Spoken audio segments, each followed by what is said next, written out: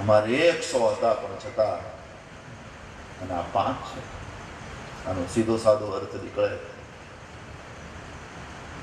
એકાદ દીકરો તો એકાદ બહુ, બાકી શું કરવા 7-8 ને. અમારી બાજુ એક ભાઈ બહુ સુંદર કહે કે મને કોઈક એક દીકરો આપો ને તો મારે એના બદલામાં હું મારા 8 આપી દઉં. એક દીકરો કોઈ આપો જેને પુત્ર કહી શકાય.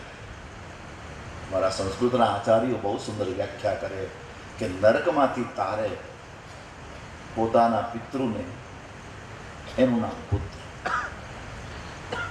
પું નામના નરકાત તારયતિ ઇતિ પુત્ર.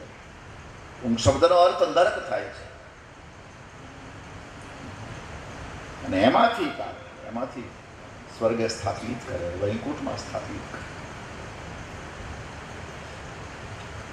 વિદુરજીએ કહ્યું કે હજી પાંડવોના ઘરના માલપુઆ મોટાભાઈ ખાવા બહુ ગમતા લાગે છે. મોટાભાઈ અવસ્થા જુઓ. આવતીકાલ કાળ ધક્કો મારીને ઘરની બહાર કાઢી મૂકશે. કોઈ ધક્કો મારીને કાઢે એના પહેલા વિવેક તો એમાં છે કે માણસ નીકળી જાય. અપમાનિત થઈને નીકળવું એના કરતા નીકળી જવું સારું. કાળ લાત મારશે ધૃતરાષ્ટ્ર. અને મોટાભાઈ મને એક વિચાર આવે, મને એક વસ્તુ સમજાતી નથી. તમને હજી આ શરીરમાં મમતા છે?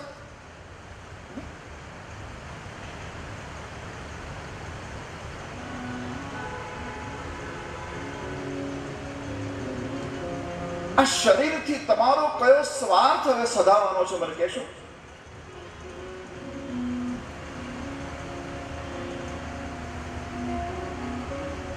અહો મહિયસી જંતો જીવિતાશા યથા ભવ. શું જીજીવિષા છે?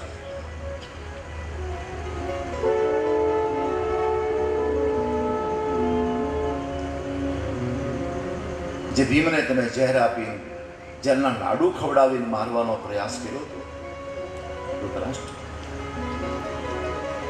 જે ભીમને તમે ઝેર આપીને મારવાનો પ્રયાસ કર્યો, એ ભીમ જ્યારે તમારી થાળીમાં લાડુ પીરસે ત્યારે તમને એમ નથી લાગતું કે તમને પિંડાન કરે છે? અને પાછા તમે કૂતરાની જેમ ખાવ છો. ભીમાપ વર્જિતમ પિંડમ માદતે ગ્રહપાલવત, આવો શબ્દ આપ્યો છે.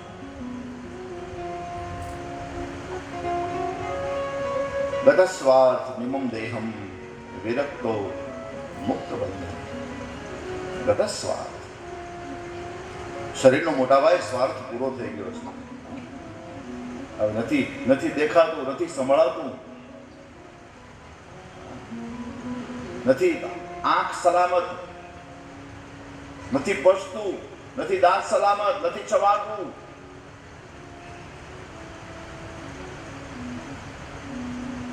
આ દેહના વખતે સ્વાર્થ હોય તો અહીંયા વિદુરજી કહે મોટાભાઈ પૂરા થઈ ગયા. આ અવસ્થામાં શું થઈ શકશે?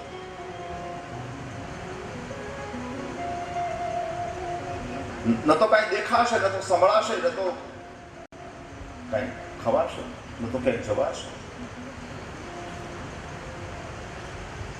ગતસ્વાર્થ નિમમ દેહ, શરીરનો જે સ્વાર્થ છે એ પૂરો થઈ ગયો છે. મોટાભાઈ હજી વિરક્તિ કેમ નથી આવી? હજી વૈરાગ નથી આવતો?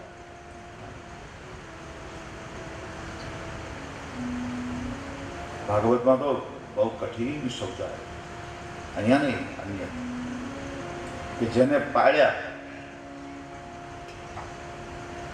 એ પાછા આપણને પાળે, અને અપમાનિત થઈને માણસ જીવે એના કરતા જંગલમાં જઈને ભગવાનનું ભજન કરે તો કેવું સારું.